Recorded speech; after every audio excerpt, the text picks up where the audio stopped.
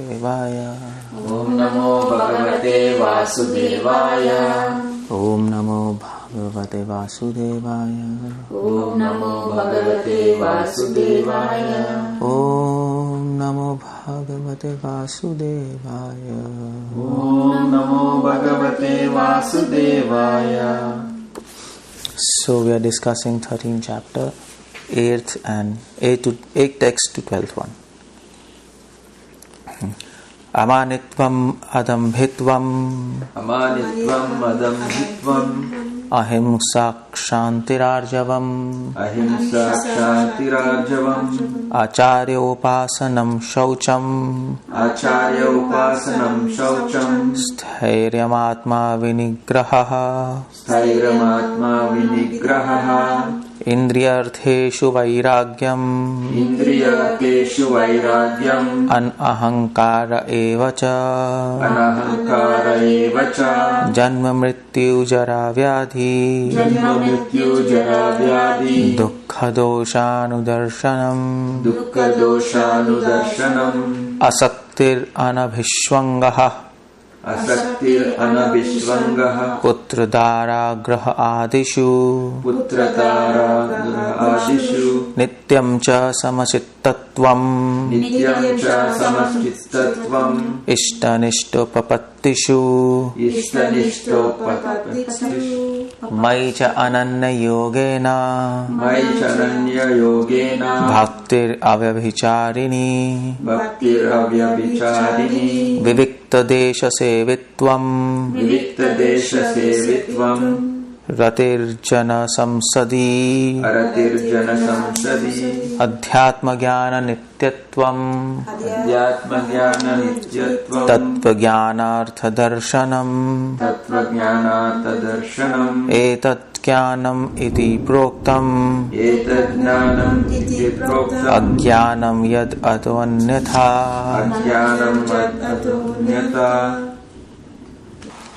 Humility, pridelessness, non-violence, tolerance, simplicity, approaching a bona fide spiritual master, cleanliness, steadiness, self-control, renunciation of objects of sense gratification, absence of false ego, perception of evil of birth, death, old age and disease, detachment, freedom from entanglement with children, wife, home and the rest, even-mindedness amidst pleasant and unpleasant events, constant and unalloyed devotion to me, aspiring to live in solitary place, detachment from general mass of people, accepting the importance of self-realization and philosophical search for the absolute truth. All these I declare to be knowledge. Besides this, whatever there may be is ignorance. It's a beautiful verse actually, if you really think about it. Now this purport you can go and read yourself and I'll explain this verse. Okay. So Krishna is in this verses, at least 4 verses, 4 or 5. He is talking.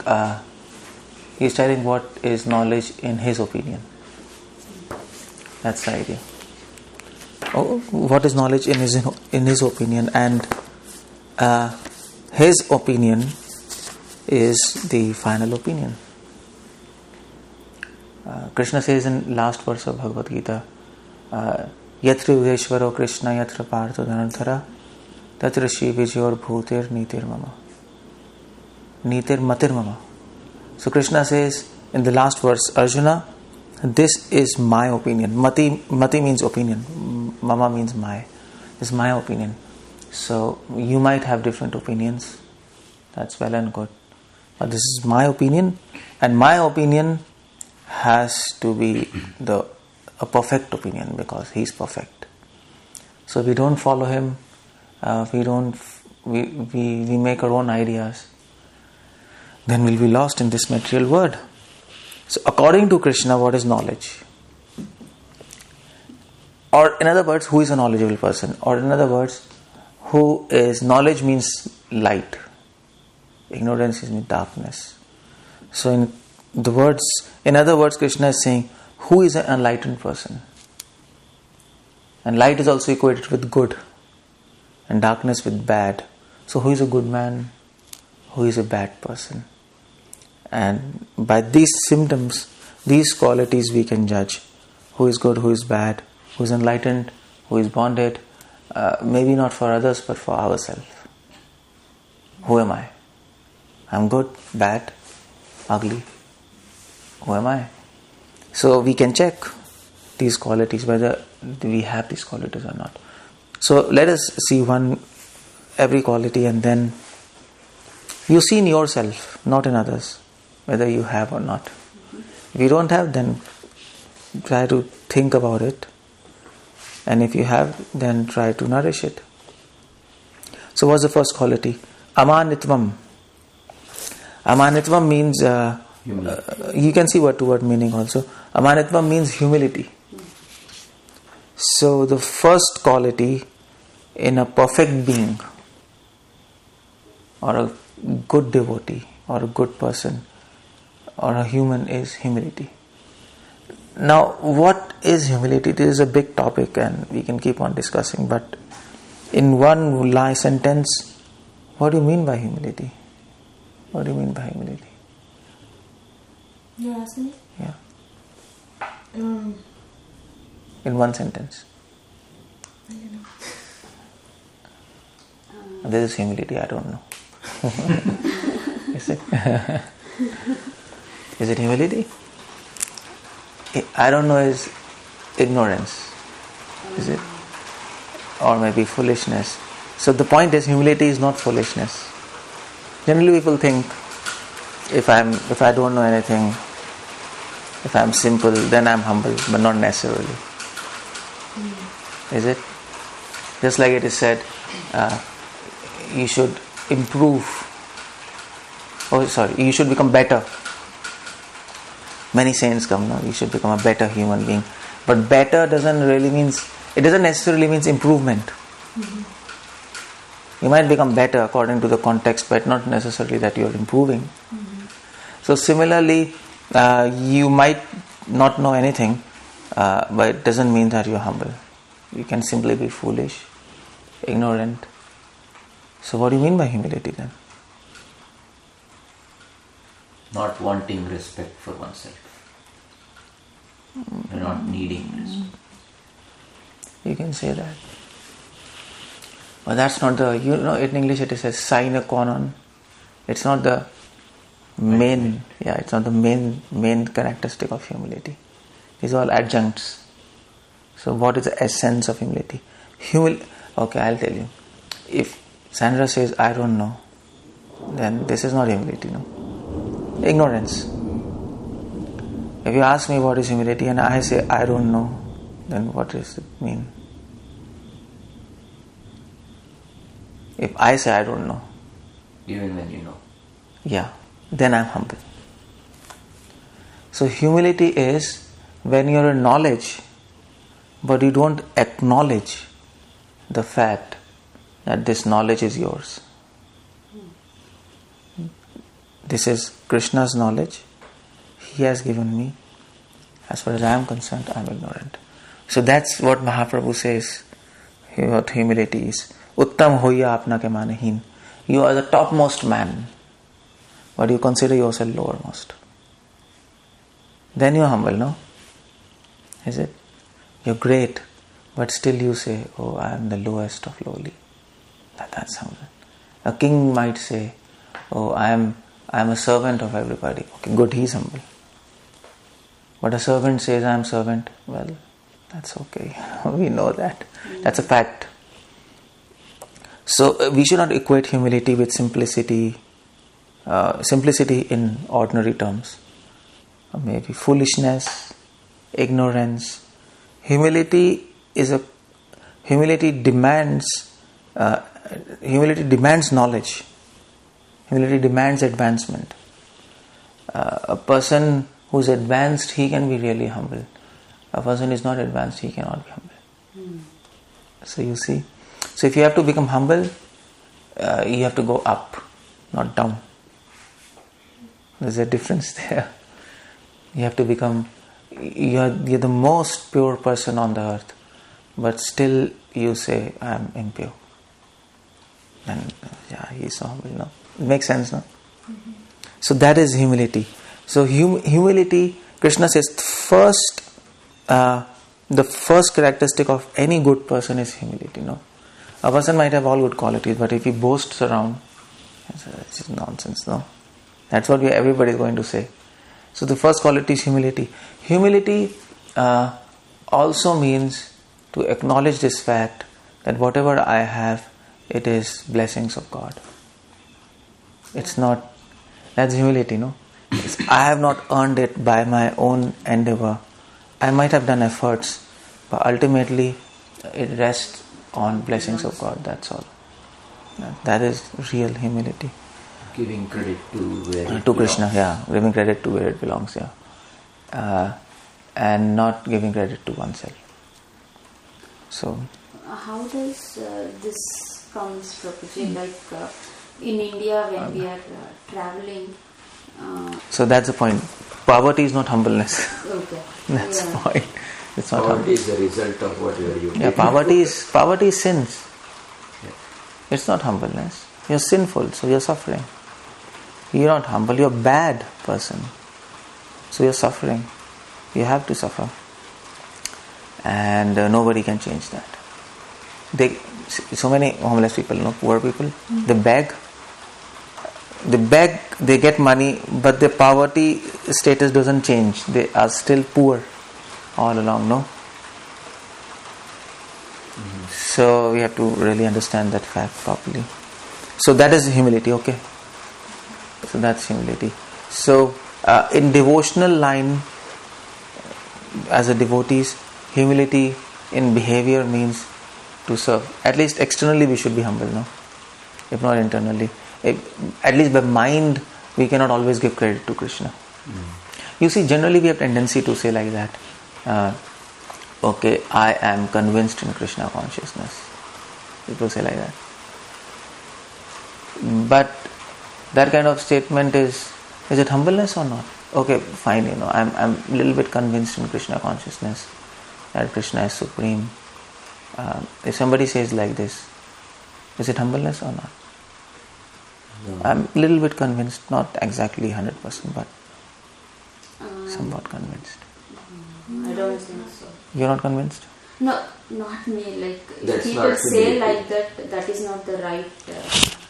Yeah, that statement might not be really Because good they are still statement. saying I. Because they are saying I'm convinced. But the point is that's not humble. Why? Why that statement is not humility? Because they are saying I know something. So what? You know?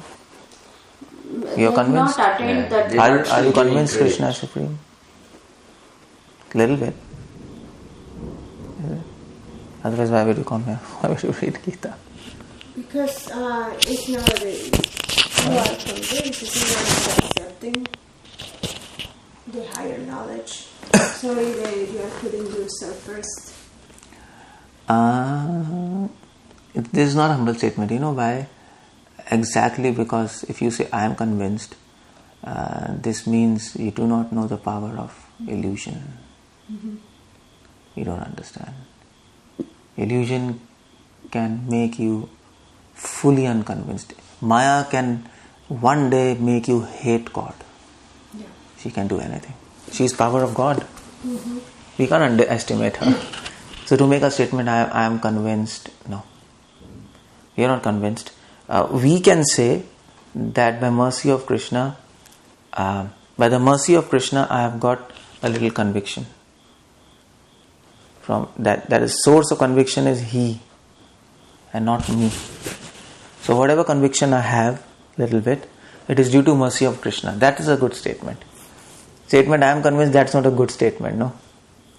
That's because we have to always recognize that as far as we are concerned, we are very small, and all these good qualities, they are gift of God. We can't earn them simply by our efforts. That's not possible. It's a divine grace when He becomes happy. You understand there's a difference. So that is humility. That is humility. So you should always start the statement with Krishna, not I. That is humility, in simple words. So, like Krishna convinced me, or So you should say, So it should say, so whatever conviction, so by Krishna's mercy, whatever conviction I have, that conviction, that credit goes to Krishna. It is his gift. So you should start with Krishna, not I.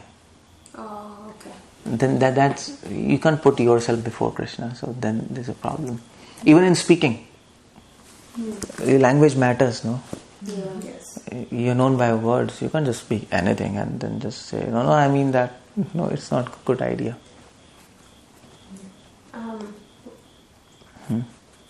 It's okay. Make a comment. You want to make a comment? So avanitvam. Next quality is adamvitvam. Adamvitvam means pridelessness. So what is pridelessness? Pridelessness, it almost seems like humility, but it is not. Pridelessness, pride means to actually boast for your qualities, no? That's pride. So, but pridelessness means that not to boast about your material qualities, but you can say, Prabhupada says we should be proud that we are on the path of devotion. Mm-hmm. We should be proud that our master is Krishna. And pridelessness means we should not be proud. Okay, I'm a scientist, I'm IITian, I'm this, I'm that. No, we are not proud of that. Can we say that we are proud that Krishna helped us to understand that we need to come back? Yeah, that's good. Why you're proud? Because you have a good master. Just like a father says, I'm proud of my son. He has done so many things. So we say we are proud of Krishna that he is guiding us so nicely. No. So the pride is reserved for him, not for us. And that is good pride. But if you reserve pride for yourself, then you're proud. So pridelessness means you don't reserve pride for yourself, you offer pride to God. That is pridelessness. Mm-hmm. You're becoming prideless. You're giving it to God. Okay? And I'm so proud that Krishna is perfect. Krishna is guiding us so nicely. Krishna is a Krishna is a well-fisher. Krishna reserves all good qualities with him. He's a reservoir of all pleasure. So that kind of thing, no? So that a servant is proud of his master. He should be, no? Just like kings. So the king has servants and they used to say, oh my king, we are proud of you. You conquered the earth, no? Like that.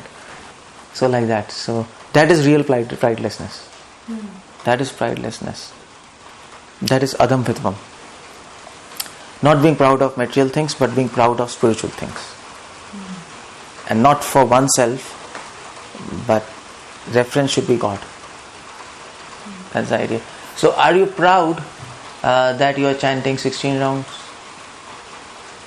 You're getting up for Mangal Aarti, and you're doing book distribution, and you're making many temples, and you know entire Bhagavad Gita. Are we proud of this fact? We're proud that Krishna is. His mercy. Yeah, Krishna gave us this opportunity and inspiration to do this. That's a good pride. Every day it is very difficult to imagine that you could chant. Yeah. Yeah. It's not easy to. Even if you can chant nicely, but there's no guarantee that tomorrow you'll be able to chant. Yeah. There's no guarantee. There can be cyclone. Just have to pray, please give us. So that is pridelessness. Okay, ahimsa. What is ahimsa? Non-violence. Non-violence. But this is a very misunderstood term. Non-violence, like non-violence means not killing anybody. People think like that, and it's good. That's a good concept, not to harm anybody. Physically, mentally, and vocally. All three, not just physical violence. So that's ahimsa. But it has more, this word has a bigger dimension. And Prabhupada says in his purport, ahimsa also means not harming spiritually. So we can also harm spiritually by, physically we can harm by hitting, vocally we can harm by abusing, mentally we can harm by envying or hating somebody. So that person is put into anxiety because we start hating him and he can sense he's hating me and he's put into anxiety. Why is he hating me? But spiritually also we can harm people. How we can harm them?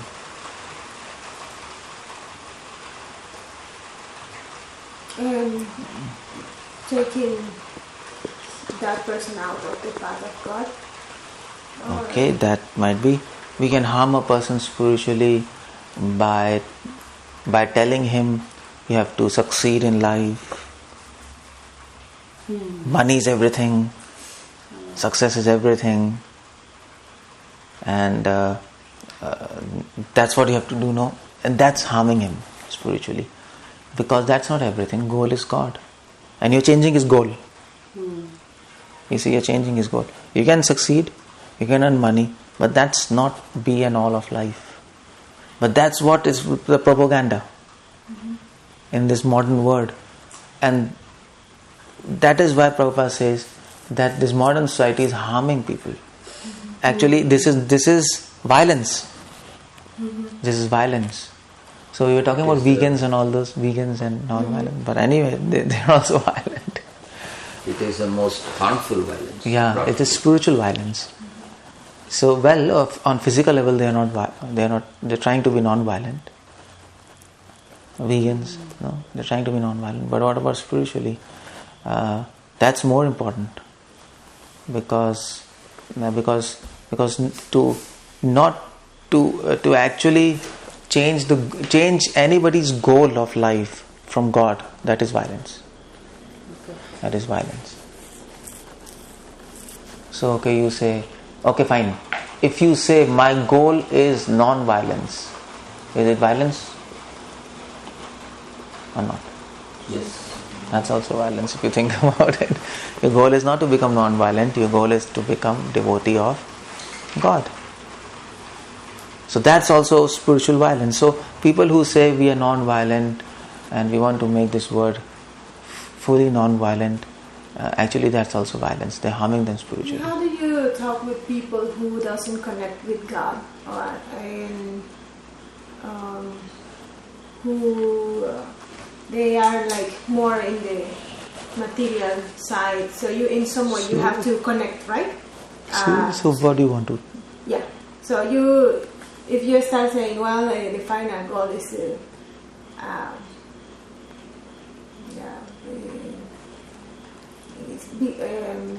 establish the connection with God, and this is the final goal, right? Yeah. But we cannot speak with people.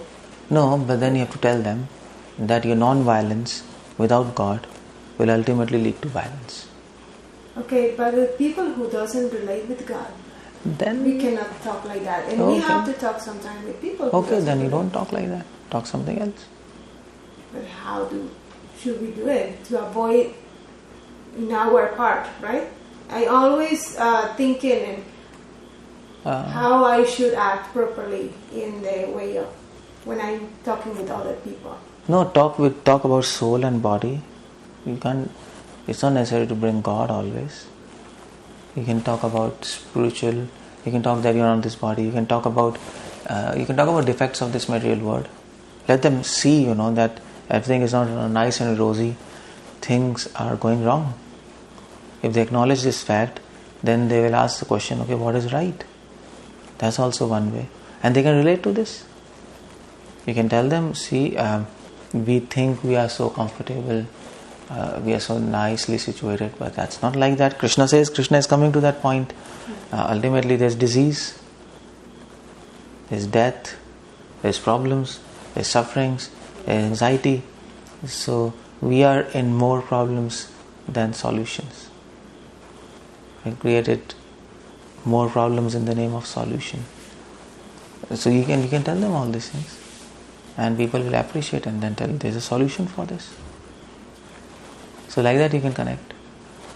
Or you can say whatever goodness is there in this world, there's a fresh air, the sunlight, moonlight, it's so nice.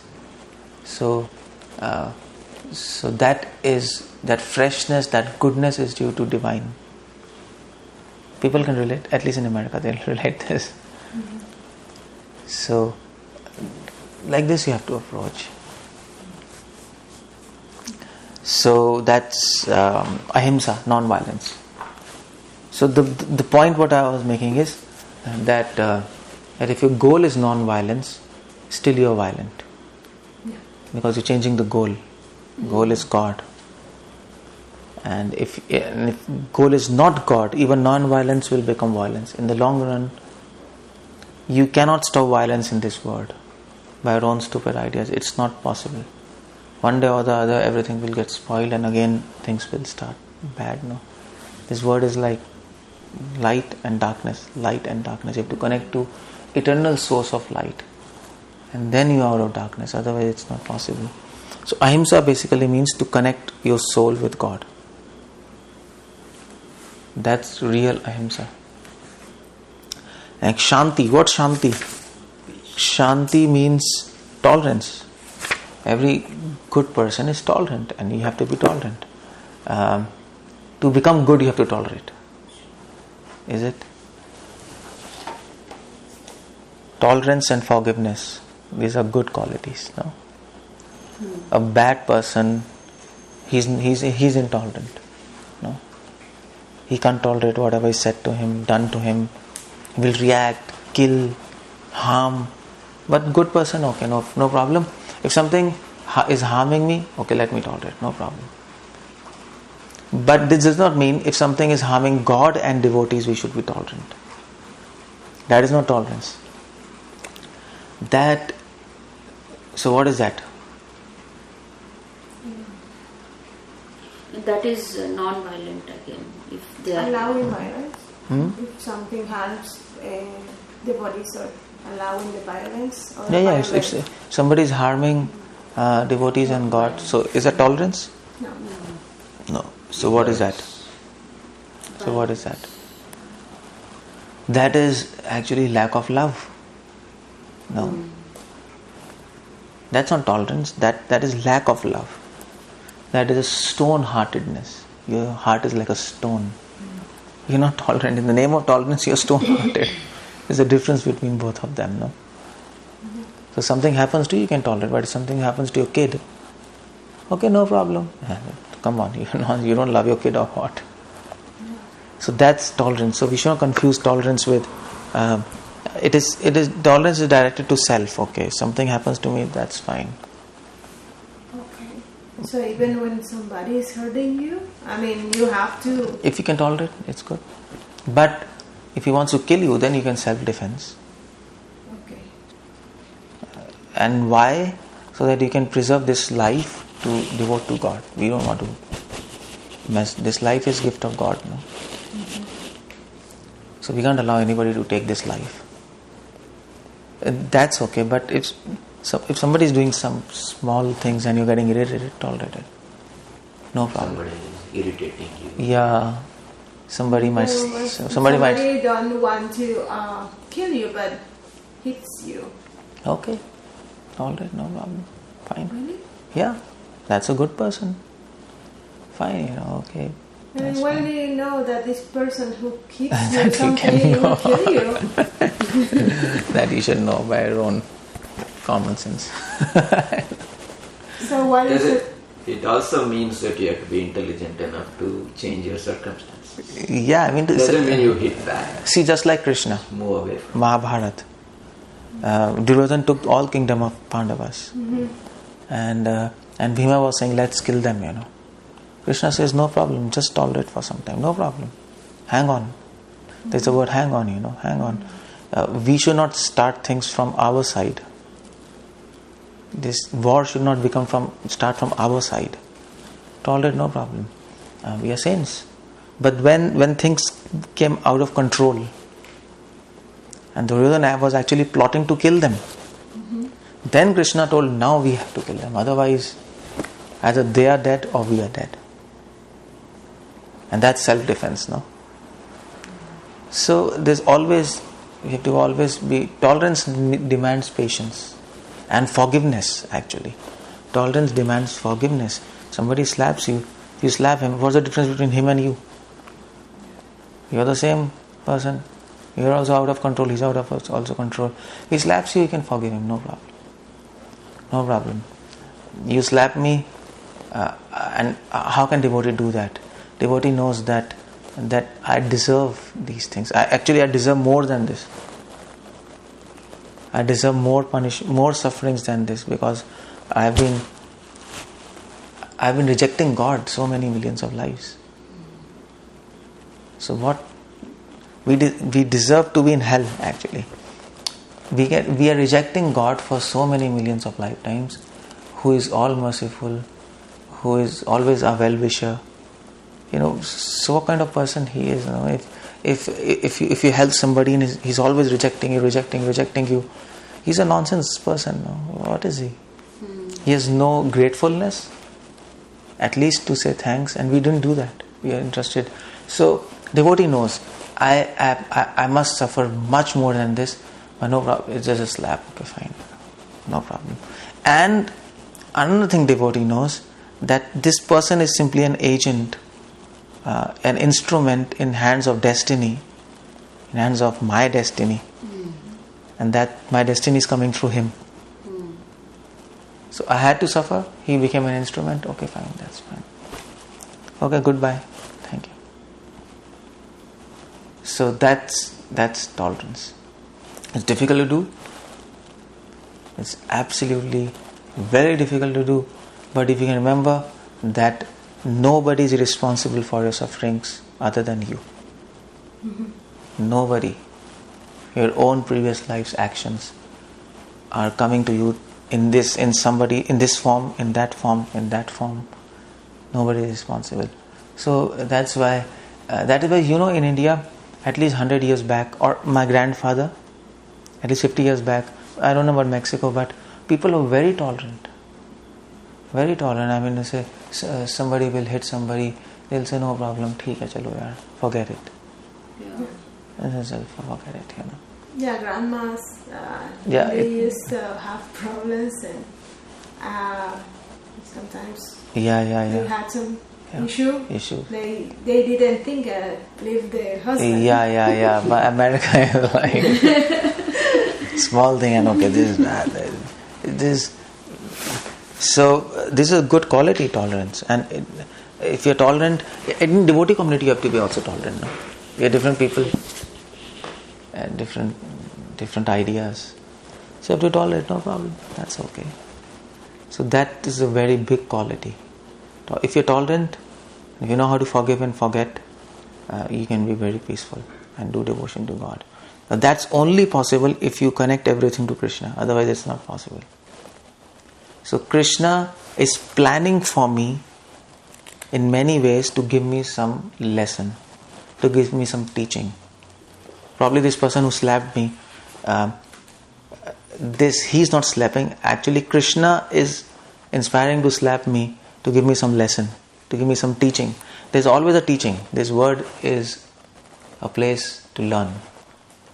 But provided you know how to decode it. Yeah. If you don't know how to decode it, you will you're confused. Why this is happening to me? There's no people who suffer. Why this is happening to me? God, what is happening? If it happens again and again, how to be taken that approach? Well, you can tolerate it. That means we have not learned the lesson again and again.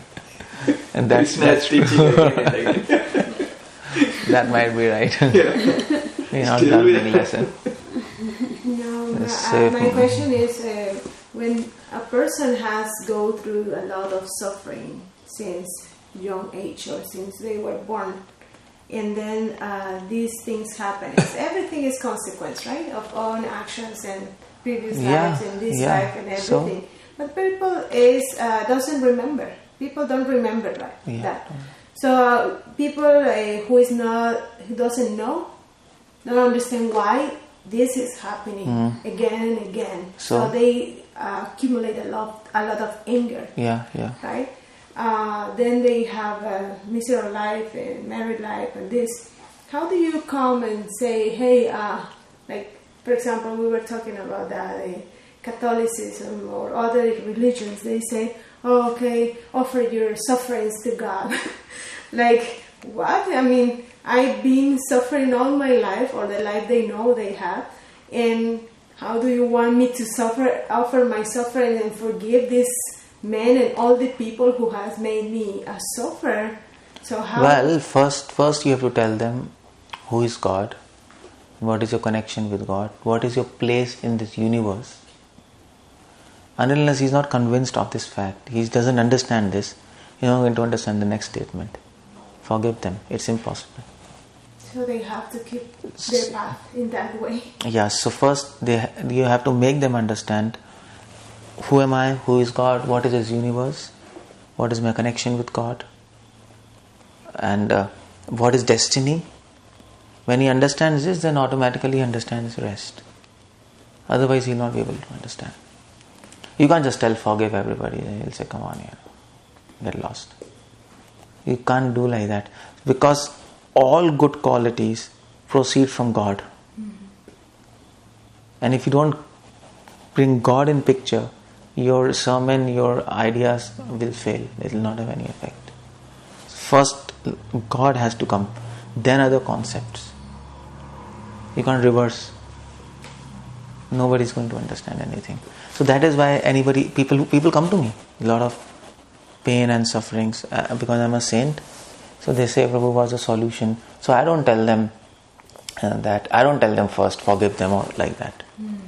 I tell them, see, chant Hare Krishna, read Bhagavad Gita. You connect to God, and then you will get proper wisdom. He will show you the way out and the path, how to do that.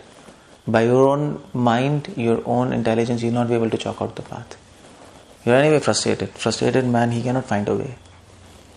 So ask help. And then they understand, okay, I need help. Everybody needs help in that situation, no? Who is suffering all life. Yeah. So then they ask help, then they can understand all these things. These are higher teachings. These are not for people who are non-devotees. They will not understand anything out of this. This is for devotees. Humility, how can anybody understand humility? They will not understand. To a certain extent they can.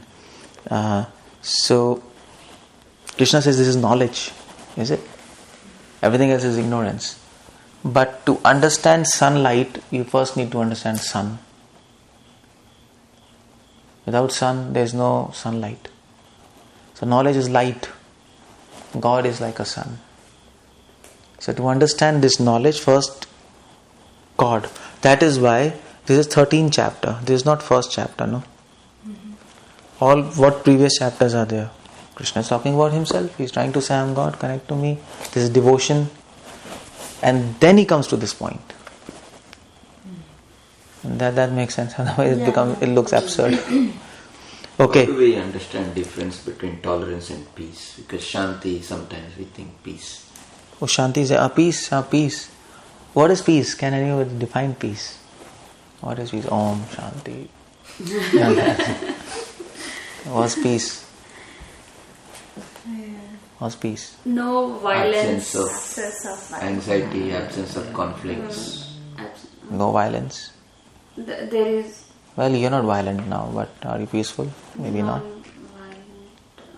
Not disturbed. So what do you mean by not disturbed? Mentally or with Okay, so what is peace? Peace means absence of desires. Absence of material desires is peace. And Krishna defines like that. A mind full of desires can never be peaceful. Material desires. And a mind which is not peaceful can never be happy. So you can tell people that you're not happy. This is how you start conversation. No? You want to talk? Okay, don't talk about God. Talk about what they can relate. Okay, are you happy? They'll say yes, but are you having peace? They'll say no. Nobody will claim they are having peace. You talk to anybody. You ask, are you peaceful in your mind? No, come on, so many anxieties, exams, that, this, no. So if you are having anxieties, how can you be happy? What's the meaning of happiness if you're anxious, no? This means this is not true happiness, it is a sensual excitement. That is good logic, they'll be able to understand that. So true happiness comes from peace, and peace comes from absence of material desires or materialistic material desires. So if we get rid of material desires, then we are peaceful. So that is Shanti. Not artificially thinking I am peaceful in some meditation. No, all these meditations which people teach, okay, feel peace, and then they feel something and then they come out, and then after meditation again they are not peaceful. They are again anxious, and they do meditation, then again anxious. So that's not true peace. True peace can never fade away. It cannot go. True peace is there in your soul. Artificial peace is in your mind. It will go away, it will evaporate. So that true peace you will always feel within your soul throughout the day. You are working, you are talking. Prabhupada says, you'll be like an ocean. Externally there are waves, but when you go inside, you have gone inside an ocean, it's absolute peace. Absolute. So that is true peace. So inside a devotee is an absolute peace. You might see him doing so many things, but he maintains that because he's having no material desires. That's it. No material desires. So this is peace. Is it a way you feel? Of course, that's a feeling, but that's a feeling, a true feeling based on. That's not shadow, that's substance. That is based on a fact that your mind is free of desires. It is not imagination. It's not a product of imagination. It is a product of your practice and training, spiritual training, where you free your mind from material desires, make it pure, and then you have peace. It's a different kind of feeling. So is this word actually different? Kshantir and Shanti? Yeah, Shanti is different. Shanti is different. Shanti is tolerance. Shanti is different. Okay. So that is different. Okay, so then is Arjavam. Arjavam means simplicity. So what is simplicity? Simplicity is not foolishness, first of all. Why I am simple? Well, you can be the most intelligent person at the same time simple. You can be a politician, but at the same time simple. But how does that work? Generally politicians are not simple. So then what do you define simplicity as? What do you do? How do you do that?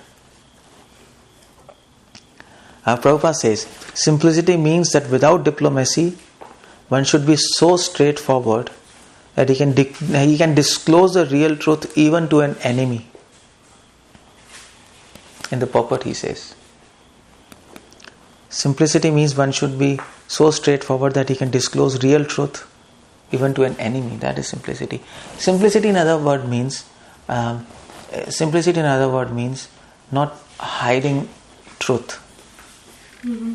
That is simplicity. If you're hiding truth, then you are diplomatic.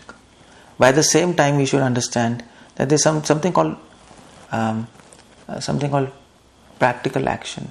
You can't be so simple that you are saying everything to everybody, then it becomes chaos.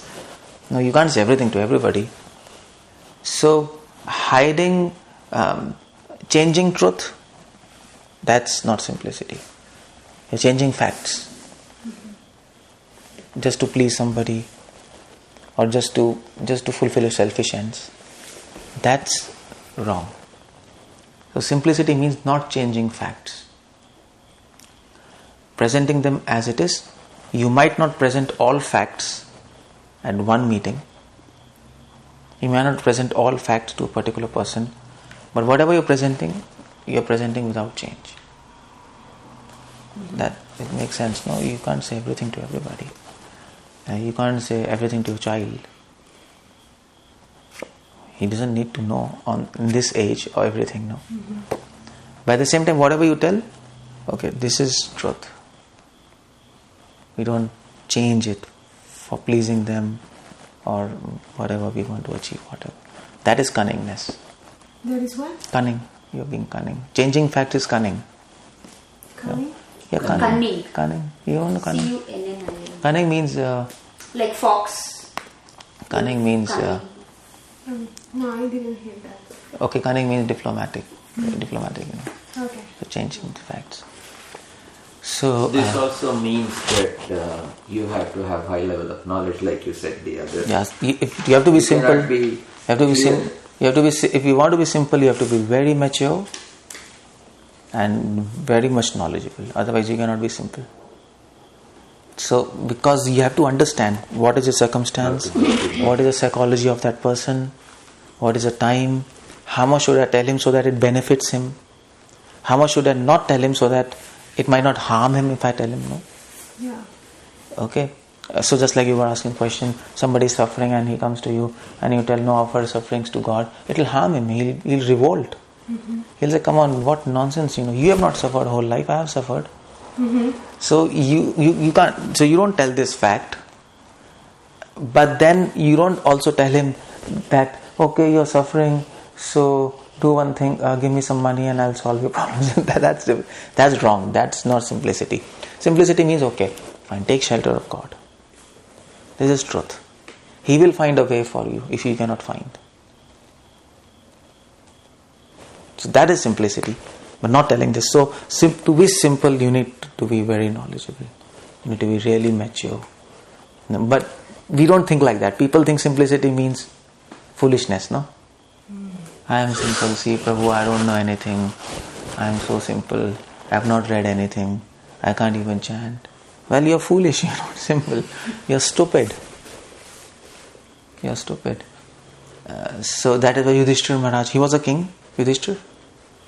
He was a politician, but he was a devotee, he was simple. So who can be simple? Only a devotee of Lord can be simple. Because a devotee of God, he can become knowledgeable by the grace of God. He can become mature. God, when Krishna will guide you, he will make you understand this circumstance, people, his psychology, he will make you understand. He will give you he will give you an insight into everybody. Okay, you will be able to then understand what is happening within him and then accordingly guide them. That is simplicity. Non-devotee, he cannot be simple. No, he's just at the level of mind. He's in himself, no? So he'll not be able to understand the other person. He'll be just talking from his reference and he doesn't know what to say, what not to say. He'll be hiding things, he'll be changing things to fulfill his personal selfish ends. So because a devotee of God is knowledgeable, mature and selfless, he can be simple. His aim is to help him. And that he can be simple. You understand? So it's a different concept. Simplicity. And then it's a little change. So how do you get all these qualities? They're difficult, no? Simplicity, non-violence, as we defined. So Krishna says, Acharya Upasanam, by serving the spiritual master. Acharya Upasanam. Or by serving devotees, by serving knowledgeable devotees, by associating with them, by service and association, we get all these qualities. There's no other way. There's no other way. You have to associate with people who have these qualities. So you have to be near fire to be on fire. You need a fire for another fire. That's natural. So you need to be with some person who has these qualities, who has knowledge, probably you serve them, then by blessings of God you get all these qualities. So that is why Krishna brings Acharya Upasanam, this particular word. And then, okay, I'll finish this and then we'll go forward. And then once you serve devotees and spiritual master, what happens is you get another quality, Shaucham. Shaucham means cleanliness. Prabhupada says cleanliness. Yeah. So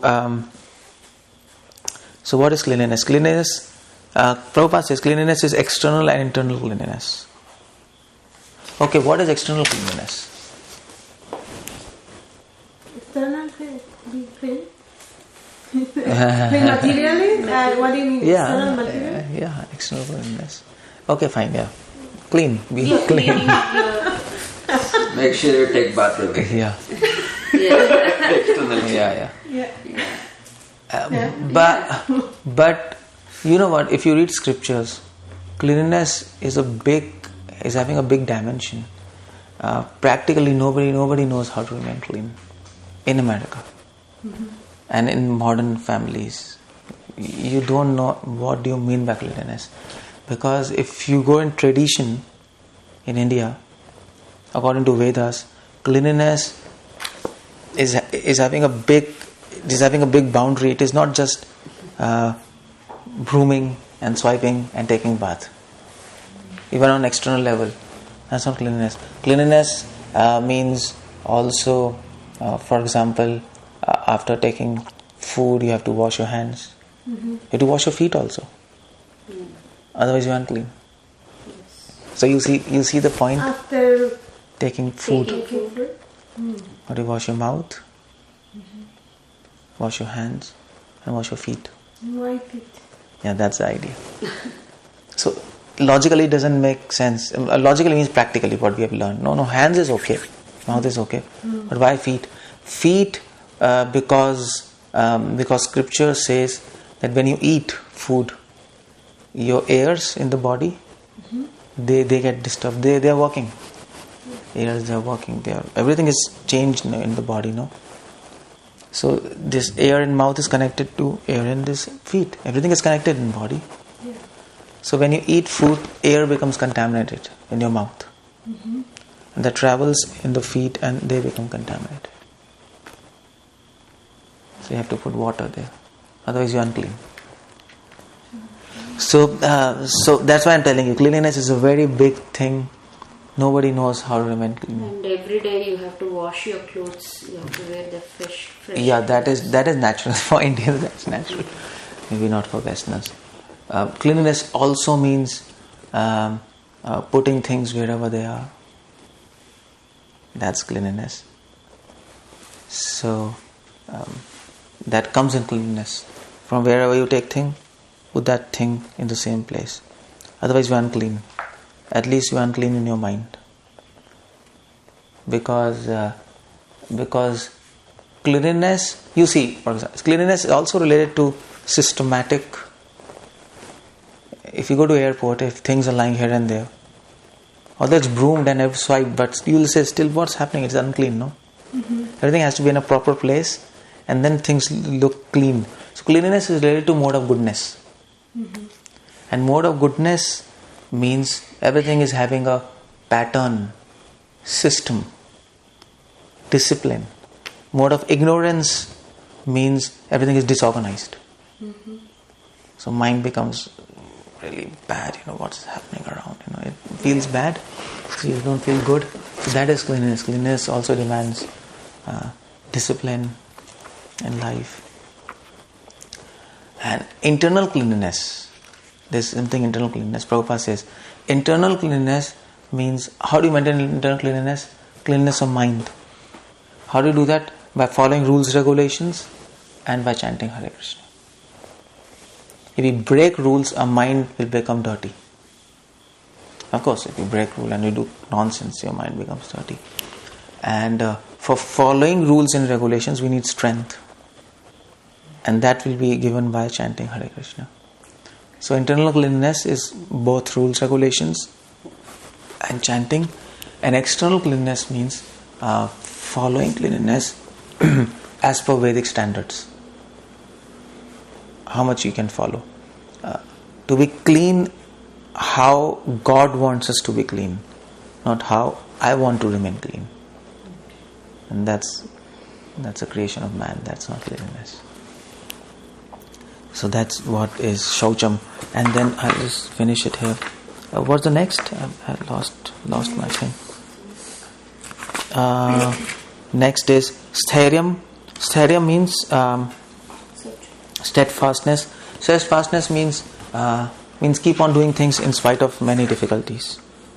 Prabhupada says steadfastness means that one should be very determined to make progress in spiritual life.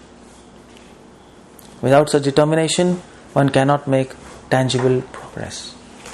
So that's steadfastness. To be very determined in face of so many problems, still you are continuing spiritual life. Then you are steadfast. So to get this quality, or to know whether you have this quality, you have to be in problems. Otherwise you will never know that you are steadfast. No? How will you know? Everything will go nicely. But when you have problems, then is a test. Then you will know whether... So that is where sometimes Krishna gives problems to his devotees, to let them know whether they have developed steadfastness or not. Okay, so if you are not steadfast, you will become disturbed. Your determination will come down. You will lose your morale. And then Krishna will say, okay, fine. So now you have to work hard. You don't have steadfastness. You are assuming you are steadfast. Nothing will happen to you, but work hard. So sufferings is a plan, is a way of God, which He gives to people, to His devotees, to show them what qualities they have, what qualities they don't have, so that they can prepare nicely, improve themselves. That is steadfastness. And then Atma Vinigraha. Atma Vinigraha means, what's that? Control, I think, self-control, yeah. So what do you mean by self-control? Prabhupada doesn't say. Yeah, self-control means that one should not accept anything which is detrimental to the path. Okay, good, yeah. One should not accept anything which is detrimental. Self-control means to accept what is favorable and reject what is unfavorable. For that you need self-control, no? Because what is unfavorable to devotion, your mind will attract you. Okay, take this. Self-control is no. It is not right for my spiritual life, I'll not take this. So that is, you have to control yourself, so that it doesn't run towards wrong thing. You have to hold him back. Is it? Self-control. Self-control is something that we have to ask Krishna to give us the strength, even when we don't feel like. I don't feel strong to do many things. So pray. Right? Pray. He'll give you strength. So, but I heard in some lecture that I shouldn't force myself. So, what is the difference between forcing myself? Oh no, lying. No problem. I know I don't have to do it, and even when I really want. No. You have to practice little self-control. Otherwise we'll fall down. No, is it? Mm-hmm. We'll fall down. It's okay, fine. It'll come itself, and so let it go. No, we have to stop ourselves, but to what limit? That's what you're asking, no? Yes. To the limit where we can maintain our composure to fix our mind on God. Because if you try to stop, I'll give you an example. Suppose you like sweets a lot. And you're not suppose. And there's so many sweets. And now you know in your mind that, my God, I don't need this, but I'm taking for taste. So now you stop yourself. Okay, I'll not take this. But your mind is saying, I'll not leave you. You must take it. I'll not allow you to get up from here. Even if you go anywhere, I will make you remember sweets. He will make your mind messed up. So when you chant, you are thinking of sweets. When you are walking, you are thinking of sweets. And you know what's happening? Your self-control is coming in the way of your devotion. You see? You can't even chant properly. So best thing is, if that is happening, eat some sweet and make your mind peaceful and chant properly. Okay. That's the best thing. So that's the limit. If you can control yourself, and then you can chant properly, forget it. Then that means, okay, that's a good self-control. But if you are going mad, then okay, fine, eat 2 sweets. What's the harm in eating 2 sweets? Because that eating sweets will be then favorable to your devotional life. You're eating sweets so that you can chant properly. You see, so that eating sweets will then become spiritual in that sense. Because now you are not eating sweets only for taste. You have tried, you have become mad, and now you can't chant, but you want to chant nicely. So what to do? Let me eat 2 sweets. So now you are eating sweets for what? To chant properly, not just for taste. So then it becomes sort of spiritual activity. But if initially you eat it, okay, fine, self-control is blessings of God. So when He gives, so that's all let me eat. It's all messed up. So that's how you check what is the limit. So don't do anything which is unfavorable to your devotional service. If self-control is unfavorable to your devotional service, leave it. You see, that's the idea. That is real self-control. What is favorable to devotion? Just do that. If not eating sweets is favorable, if you don't eat sweets and then you're happy, I didn't eat sweets, I control myself, it's so nice, and you can chant properly, you don't think it's favorable. But if you're becoming mad and then you eat 2 sweets and your mind is peaceful and you can chant, so that's okay, do that. That's favorable. But there is a point in that. I mean, somebody can say,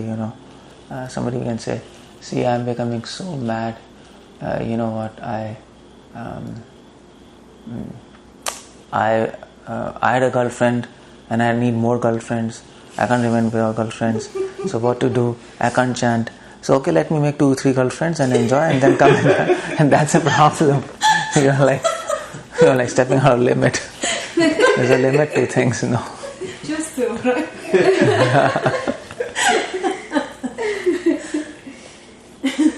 So there are some limits you can't cross, and within those limits you have to do things. So okay, fine. So what is a broad limit which really you can't cross? No trespassing. So that is 4 rules and regulations: no illicit sex, no gambling, no intoxication, and no meat eating. Those are the broad limits. No trespassing. If you trespass, you execute it. But within that, then there are small limits that you can manipulate. No problem. Then that you can do. You can see what is happening with you. You understand? So that's self-control. So that's it. That's the first verse we discussed. Very good. Hare Krishna. Hare Krishna.